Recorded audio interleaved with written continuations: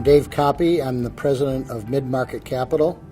We're a merger and acquisitions firm, and we specialize in smaller technology-based companies, businesses that are trying to be sold.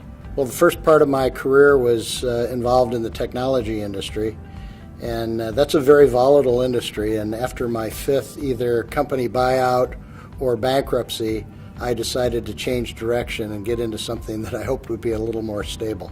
The biggest challenge that we experience is convincing a business owner that he actually needs to be represented in the sale of his business.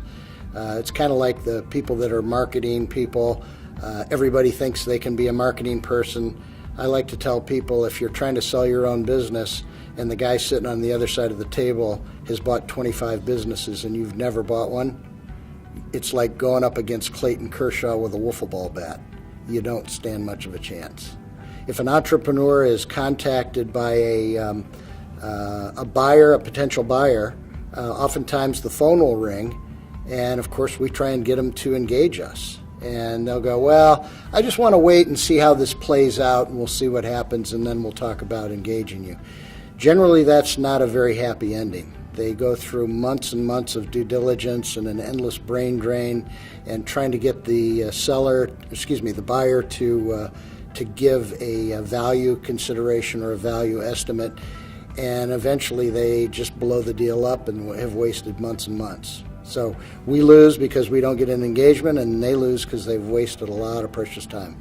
So given that we've had this challenge of owners not wanting to engage us right away after they've had an unsolicited offer, what we did at first was we would do a carve-out. In other words, we would put a clause in our contract that said if the original buyer ended up being the buyer of your company, we would give you a substantial discount in our success fee.